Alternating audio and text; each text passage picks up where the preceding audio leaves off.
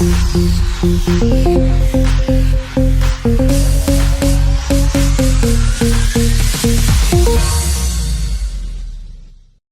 up, everybody? How you doing? Bobby Simmons is in the building. And as you can see, in the place to be, sitting directly next to me, ladies and gentlemen, it is the one and only Lisettemelendez is in the building. Whoa. What's up, everybody? All right, there she is. I'm here. I made it. It's freezing out there, and I'm still here with my gloves on. As long as I have my gloves on, I'm good. No, I'm Thank you. You know, me and Lisette, we've been talking back and forth off and on some time ago, trying to get you here. And the one thing, first of all, nobody could be mad at is that you are busy. You are staying busy from in New York to Miami, finishing up this project, finishing up this album. So I am glad now that you're done with it and that you are here to talk about it, because we're going to talk about it.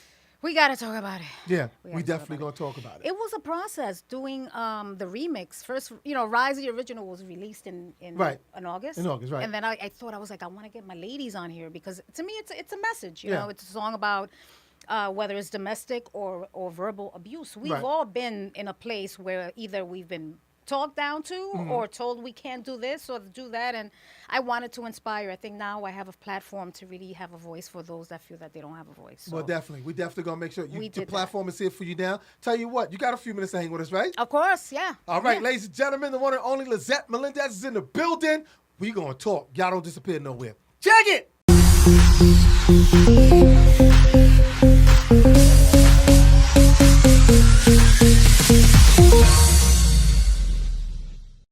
Welcome back, everybody. My special guest, Lisettemelendez, is in the building. Thank y'all for joining me, and thank you for taking the time to come here to hang out. And I am glad to see that you are back out there doing your thing. You know something? You are a New Yorker, because I can take you back to some days that when you was recording, your music was out there, and you were just out and about in New York City in the clubs, just out there with the people. You're like, as far as I can remember, it seems like you've always been a people person. Are you still that kind of person now in the day? Back in the day, I was kind of, I was very shy. And I still am. I was introverted. And I still am. That's something that you don't grow out of. But I was thrown out there. I mean, my record came out. I was a girl from around the way, from a project girl that didn't really have an image. I didn't know if I wanted to wear a baseball cap or stiletto heels. I was like caught in between. But like we talked before, when you have machinery behind you and you have the campaigns behind you and labels pushing you, you have no time to sit there. You got to go, when they tell you to go. Exactly. And I was doing radio, I was doing clubs, I was doing promotion, I was doing in stores that they don't really do today, right? Nah, all the mom and papa stores are no closed. longer existing, so everything is pretty much digital. Yeah, that's what we mentioned before. Yeah. So the scene has changed. Yeah, it definitely has changed. Yeah. So speaking of that, since we segue into that, what do you think about the music industry today? Because you just said it has changed drastically. It definitely has changed. Do you think? I don't want to say now that you're back, because you've still been around. So I hate using that. I hate saying, "Oh, now you're back." Don't make it a comeback. Like, hello, I've been here for years. Yeah, I've been here. I've been performing. I've been doing everything, for years. I never left the scene. I just stopped recording and putting out material because it's a lot of financial backing that you need to make anything happen. Yes. So, I pretty much shied away from recording. Period, because I didn't know what to do if I wanted to do. It's a lot of work, and it's a lot of learning. I have to re-educate myself on how to release music, how to download, upload, all that, that goes a long way. I had people do that for me before. I don't have that any longer. And I don't want to have anybody tell me like what I should put out or A&Rs and all that, because I think with my first album, they chose the wrong follow-ups as singles, because I didn't have a say. Right. And I have a say now. And it's not about, wanting to just be the boss of everything. I think having a good team behind you is very important. Yeah, so, and your vision too. Yeah, and speaking of during that time in your early days when you was making records, I mean, your to the world, your first smash hit record, pop record, let's just call it what it was then, was Together Forever. Crossed over. Tell us a little bit about how you actually even got started.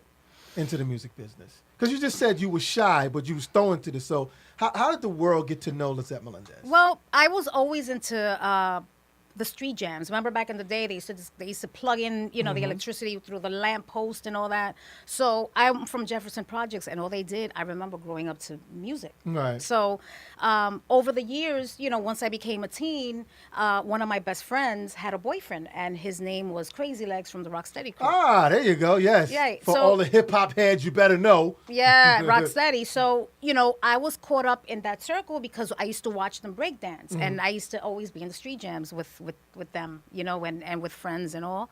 And I didn't know anyone in the scene but him. Right. And believe it or not, we created a group together. Really? Me and Crazy Legs.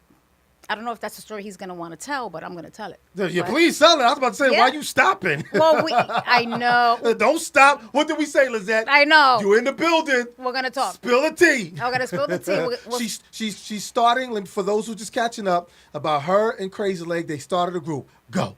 Right. So we did start a group, and I would go to his house in the Bronx, and we would practice, and we would sing together. And it never panned out, but through him, I met a songwriter, and his name was Tomax. Okay, so now hold on. Wait. We're going to come back to Tomax, but what kind of group was this? It was just, we didn't even know what we wanted to do. We used to sing Atlantic Star. Right. For always. Right. Oh, y'all wanted to be a sappy pop group? Yeah, we didn't know. We would just practice, know. So the funniest thing was watching him sing, Right. And then myself, I had no direction. I had no image. I didn't know what I wanted to do, but I knew I wanted to sing. Right. That's all I knew. So that never panned out. I met the songwriter, and we created another group.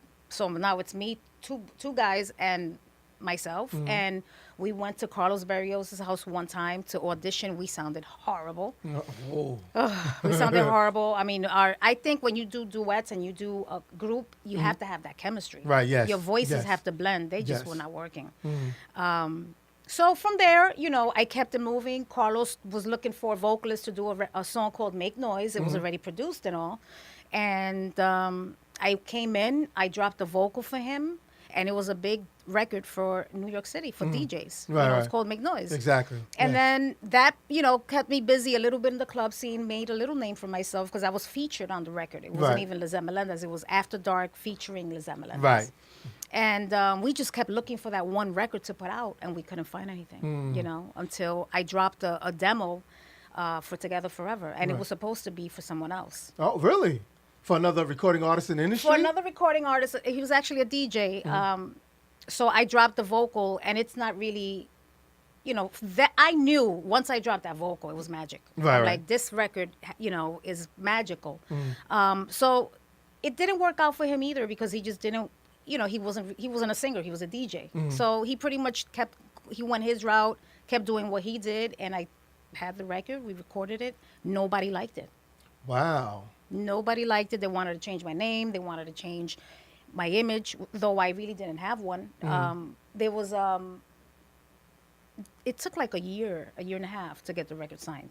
Really? Yeah. Now that's new to me because I know a lot about the music industry and knowing about songs. Yeah, Is that because? Why do you think that's because it took them a long time to pick that? Because eventually it became a big pop record. But why do you think it took that long for radio or even DJs to say, okay, this record it's moving? Well, once it was released, it was just it blew up, But getting it picked up and getting it signed was a mission. Right. Because first of all, my voice was different. If you remember, back in the day, you had the cover girls that had a distinctive sound. It was more like a young, playful sound. Right. And then when I came out, Lisette Melendez, I had more of a bassy voice. I had more of a little grit to the voice, and they just didn't get it. Right. And then, my name, again, I hated my name. Melendez. I, just didn't like it back in the day, but I refused to change it. Right. I was like, I'm not going to what? Like, I had no clue. And we tried. Like, we didn't know where and what to, name myself because I didn't even have a look. I didn't have an image. I didn't know, who I was as an artist. Right. So it took a while. Why didn't you stick with the one name like the Madonnas and you could just went Lisette? I know, right? That would have worked for you. It would have worked too. Yeah. It would have worked too, but you know what? The Melendez still put a stamp on it does. I don't want to say it defies you as a person, as a woman, but it definitely sets a standard. The kind of artist that you were becoming, and it let people know that, well, I'm not Madonna, right? But I'm going after her. You know what I'm saying? Right. They need to know that Lisettemelendez is here. I'm coming after you. You know what I'm saying? And then you got to realize too. We're talking about. Let me ask you this question, as I asked a lot of other artists who's been on this show. What did you consider yourself back then? Did you consider yourself a freestyle artist, or were you more of a pop artist? Because we're going to get to the Mariah Carey in a minute. All right. All right? All right. He's going in. He's going in. We're going to get to that in a minute, but I wanted to ask you about, what did you consider yourself back then? Because they labeled you a freestyle artist. And even to this day, they still label. I mean, are you comfortable being labeled as a freestyle artist? I'm comfortable with it. I didn't only record freestyle. I know, that's what I'm saying. And that's one of the reasons why I kind of like, I'm not 100% like, yes, that's all I am, because I released Goody Goody, which was a massive hit in Japan. When it was released in the States here, that's when Hot 97 became Hot 97 more hip-hop. Right. So there was no outlet for freestyle, right. But Goody Goody was a hip-hop record. Then I recorded Salsa, which was Algo de Mi with Sergio George that does Mark Anthony and India and all that. So I've done a combination of everything, you know. So when you look at my history, I can go to a salsa concert or a salsa club and sing a salsa record. Right. You know, promoters ask me, "You do hip hop? I do everything." Right. You know, my biggest genre was freestyle. You know, that's what they know me first and foremost for. So that's why I try to plug in now, even with social media. We were talking about that earlier. I'm reintroducing myself to people because a lot of DJs don't know I did Make Noise. You know, they don't know about salsa, you know, that I did with Sergio. They don't know a lot about, Lisettemelendez outside freestyle. But, I'll just feed them little by little so they can know what I am what I'm about. Well, actually, that's what social media and the whole Google is all about, for people to find your past work and to learn more about you. Because that's what a lot of people in Japan do. They really like learning about artists that they didn't get a chance to see or hear. Or even in Europe, like we talk about Europe, you could definitely find yourself with a big following over there, because they like to look for, wow, didn't know that this person, they may listen to your new music, but they also find themselves looking back on, wow, didn't know that you did this kind of work. You actually were signed to a major company, which was exactly Sony. Sony. So, that was Fever. Sony now. Yeah, Fever's had a distribution deal with Columbia, and then everybody. Then it started switching. Then I was with Russell Simmons, right, and Leo Cohen, and well, still part of Columbia, and Sony. So then I'm with rappers. I'm with they didn't know what direction to put. They didn't know what to do with me. When I tell you they really didn't know what to do, is because we had so many chefs in the kitchen that by the time it came to me, they were like, "What do we do with this girl?" Right, exactly.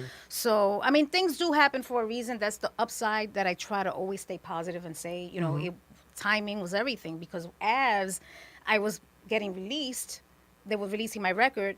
They released Mariah Carey at the same time. Well, a good segue. So let's talk about that now, because Columbia Records, Sony had this thing that where Mariah was Sony's top priority. Oh yeah. Everybody else was just like, we don't care. Give me your experience of knowing that you were going through this process, being pushed behind, because all the time and money and dedication was going to, and we talking about very early. You actually was out before Mariah Carey, actually. You know what I'm saying? What did you think about that, and how did you feel? I mean, give us the real truth about that moment for you. You was really like, yo, I'm trying to get my shine on. What y'all doing? Yeah, it was painful, because there's nothing you can do when you have a Tommy Mottola. Right.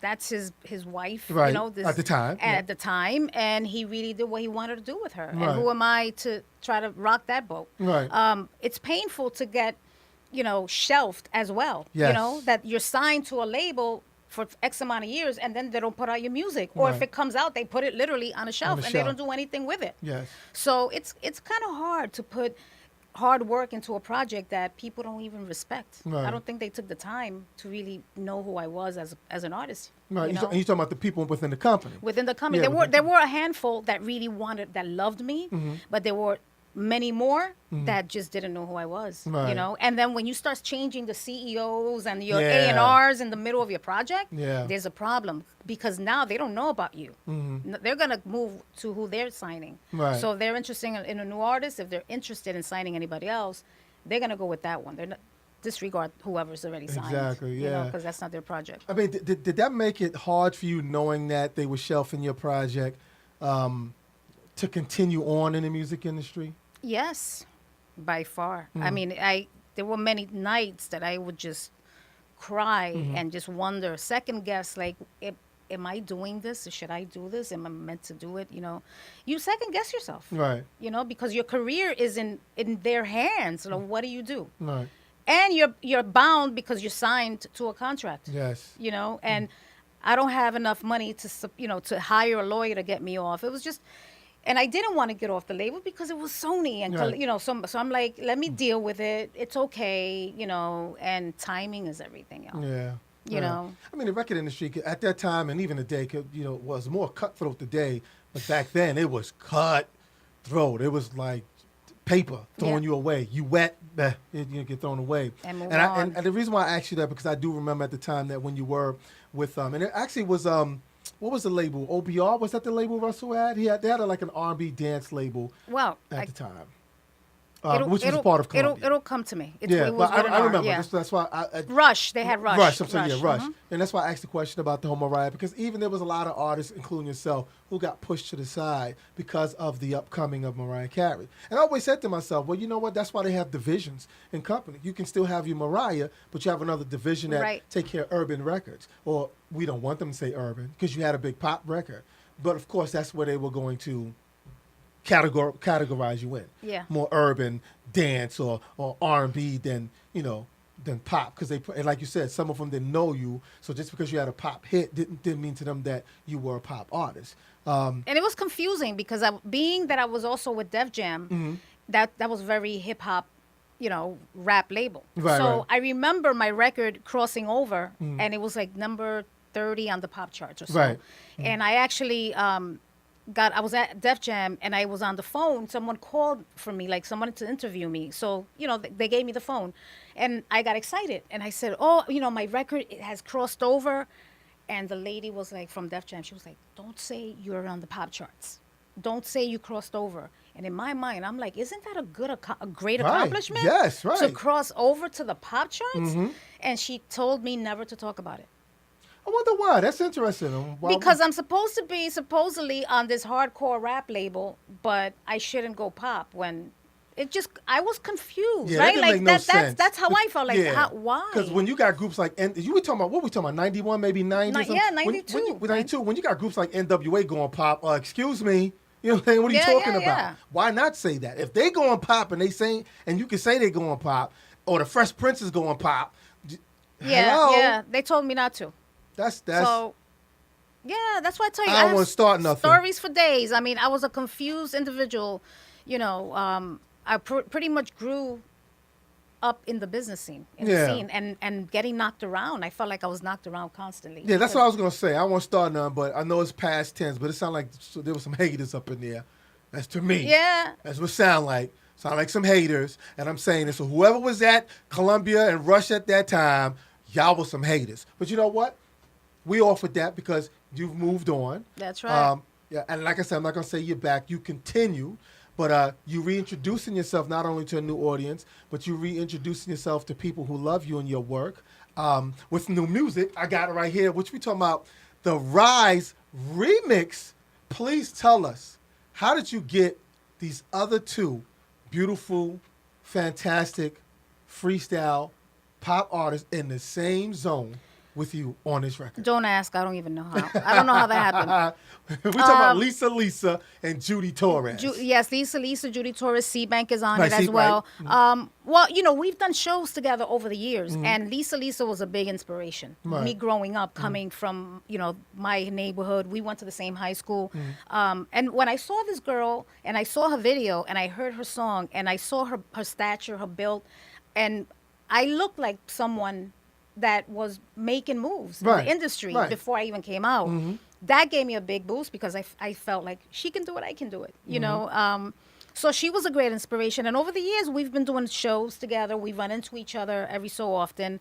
Very cool. She's very yeah, cool. Judy's very cool. C-Bank, is doing her thing again. And when I decided to do the remix, she was the first person I considered. Okay. But I was scared, honestly. And why is that? Because I just felt like this girl has double platinum records on her wall. She's been doing her thing for X amount of years. Yes. And women are very hard to get together.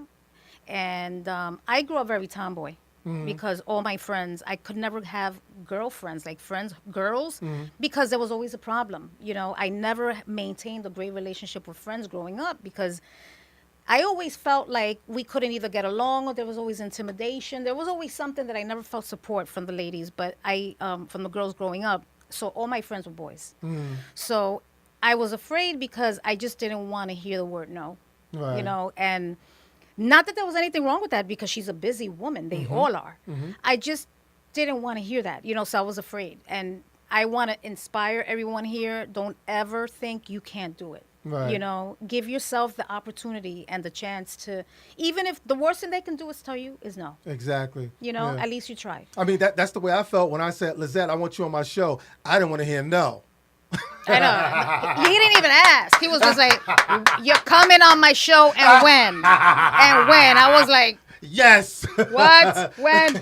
But he caught me and I said, you know what? I'm gonna go. Yeah, no. The timing, that's why I say timing is everything because it was perfect. I went on, I checked them out, or we went back and forth live and I committed and here I am, and it's all about reaching out, so I didn't think she was going to be able to make it. She's also an actress. She's doing her thing. Yes.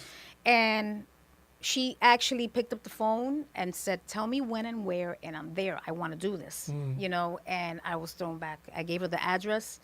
I pulled up to the studio. She was already there. There it is. And I was like, wow. I was thankful and I felt blessed. And that's why I want to inspire anyone, and that with male, female, black, white, whatever. You can do whatever you want. Yeah. If you play, realistically though, you have to be a realist and put your dream in action. Yeah, definitely. Now, actually, real quick, tell everybody a little bit about the song, too. I know you was kicking it off when we start the show off, but give everybody a little bit insight about the song. It's about domestic violence, which is something in this day and age we shouldn't even still be seeing or hearing about. I know. Tell us a little bit about the song Rise and how you came up with the concept of it.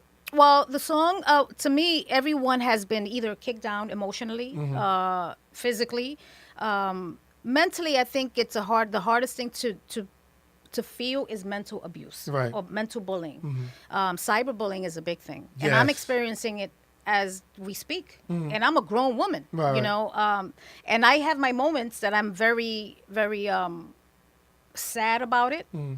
Then I turn to feel depressed, and something that we don't want to do to ourselves. Exactly. And I don't like to feel bullied in any way. And I wrote the song according to what I witnessed growing up. I never got physically abused by any relationship or any man, thank God. But a lot of women have, and they're afraid to talk about it, and they're embarrassed, So I chose to tackle that issue with the video, and also, for bullying, just in general. You can't talk to people a certain way. You can't treat people like you're less than them. You see the way the world is going now. It is. And that's why I think it's so important that you did a record like this, just to show people that it may sound cliches and kind of corny, whatever. I think we're at a point now where if we don't share or show enough love to each other, we're deteriorating, all of us. And that's why I think it's a beautiful idea and concept and song that you did this and got your other ladies to join you, C-Bank and Judy Torres and Lisa to join you on the record to show that that unity, that women can unite together to change something. Yeah. Or be a part, because it's something that's still going on, but help change it. Because none of us, as me who have daughters, don't want to see anything happen to them, or even like a girlfriend or a friend or anyone. It's a sad thing to see. Like you said, you grew up seeing it. Yeah. You kind of felt to yourself, what can I do, or why didn't I do anything? But I'm gonna be honest with you, doing this is even more enough. And we'll definitely appreciate that. Well, thank you. And we thank love the fact you. that you out there doing that, spreading the word. And I suggest everybody else spread the word too and rise above all the bullshit, you know what I'm saying, and purchase Lisettemelendez CD. Actually, you know what, you do it. Tell them where they can go. Where they can go and get all this stuff from, Lisette? Well, listen, you can go to iTunes, Amazon, Spotify. Google, Spotify, Pandora. If you want digital, you can go on Facebook, my Facebook fan page. That's a tongue twister to me. Right? I don't know why. Facebook fan page. And I have CDs of all the CDs available. I have my greatest hits as well that has the remix and the original. Okay. So it's 29 tracks of the old stuff together, Forever Day, My Life, the Salsa record, Goody Goody. We got some good stuff in here, that I wanted to share with the fans. Like I mentioned, I'm reintroducing. I'm reintroducing myself, so those of you that don't know I did Goody Goody, that don't know I did Algo de Mi, the Salsa record. Right. I'm just introducing myself again. You can do that. I'm gonna rip that apart. Get this. Here you go. No, she there you go. So this is the front, this is the back, and this is the inside of it. That's a sexy picture right there.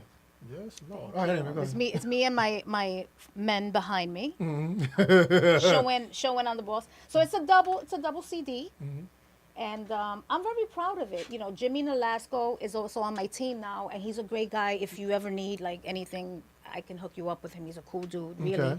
Okay. This is the back of it. And I have 29, tracks on it. So this is basically what I'm doing now.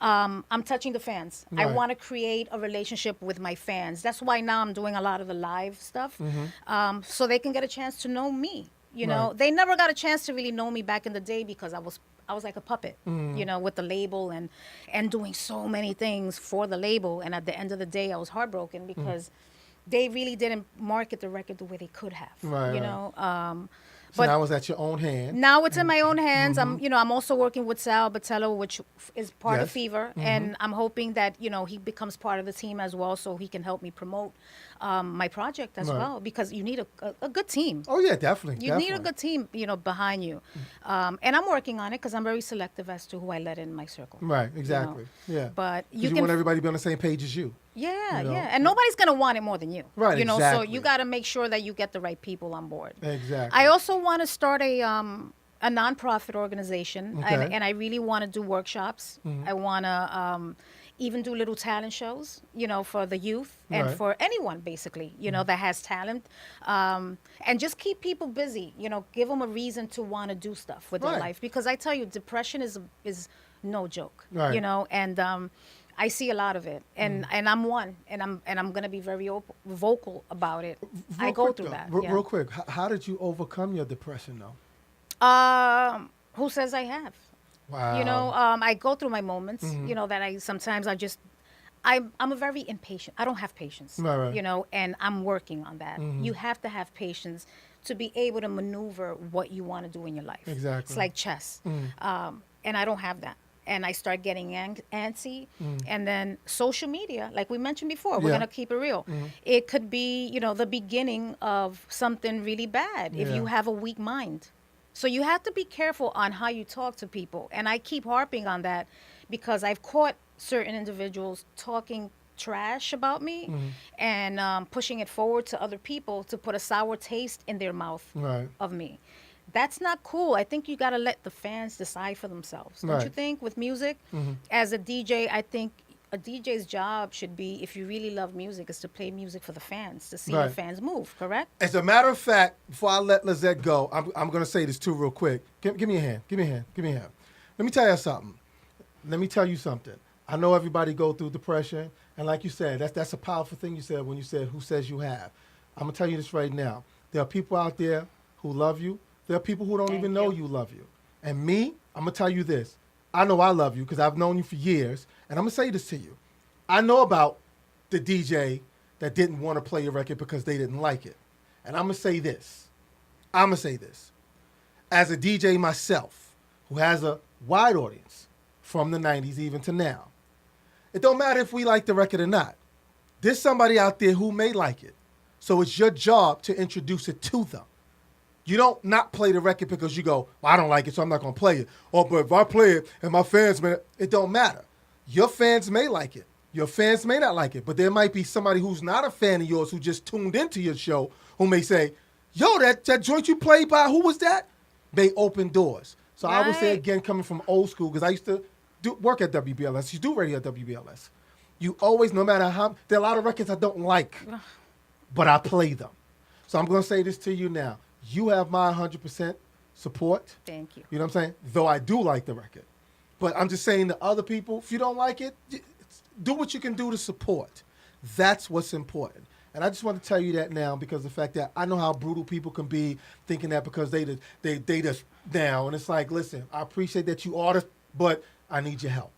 Can you break this to audience who probably never heard this? Right. So you have my support all the way. And I will do my best, and I'm pretty good, to get other DJs to be involved too. Because it's important for us to continue to support each other. Absolutely. And get the music back out there.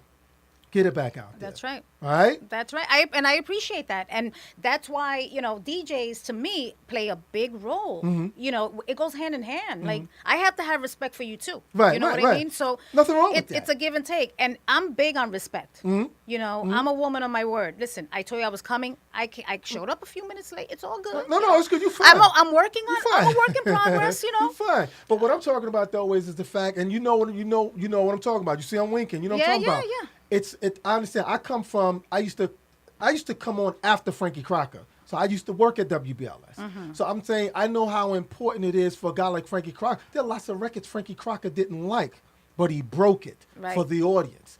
That's our job, to break the music. There might be some people out, even your own fans may go, I didn't know Lisettemelendez had a record out. Oh, I like this song Rise. I heard it on DJ such and such show. But they thinking, well, my fans may not like it if I don't like it. You don't know that. You know what I'm saying? It's like you got to be a careful DJ to know exactly how to work a record. And I'm speaking this because I don't want to put you in that predicament. I'm just saying me as a DJ who played in clubs, Latin Quarters, Union Squares, Roxy's, and on WBLS. So I'm just saying I know how important it is to break a record. So I'm just going to leave it right there and just let you know that you have my support 100%. Thank you. I need you to come back again when you get some free time. I will come back. Please come back yes. and just keep feeding us the project, what you're doing, shows that you're going to be having coming up and stuff. And we're looking forward to seeing all four of you young ladies perform this song. Oh, Rise. man. I can't. That's going to be my ultimate dream. Yes. To have us all perform together. Yes. I mean, it's really hard, though, man. It's going to come together. All you got to do is ask. They'll say yes again. Yep, it's getting the right promoter, there you go. to make it happen. But I'm happy to be here. Listen, we'll keep shooting the breeze. This went by too quick. We still got a lot to talk about. But do we really? Yeah, we do. And that's the important thing of getting you back here because this platform is yours. Yeah. So there you go. The invitation is there. The platform is yours. Whoever you don't reach and we can reach them, come on through. Thank you so much. Thank you. It was an honor. It was an honor to be here. And like I said before, you can overcome, and I'm not afraid to talk about feelings. That's just the way I've been. But I'm in a great place. Mm-hmm. I just have a day. Some days are not good. Well, the days that you're not good, text me. I'll text you back. Well, we're going to send some positive vibes out. That's all we're going to do. All right? That works. Oh, there you go. There we go. Ladies and gentlemen, the one and only Lisettemelendez is in the building. We'll be back.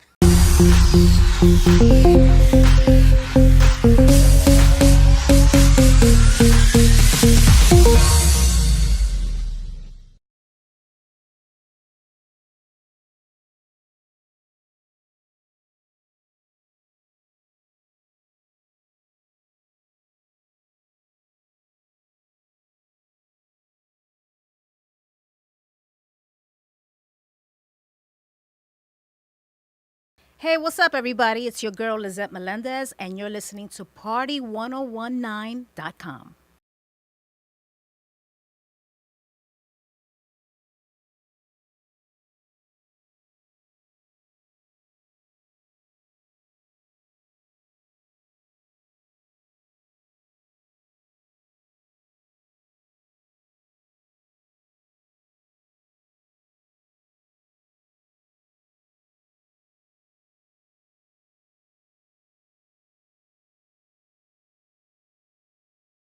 Hey, what's up, everybody? It's your girl, Lisettemelendez, and you're listening to Bobby Simmons Show on party1019.com.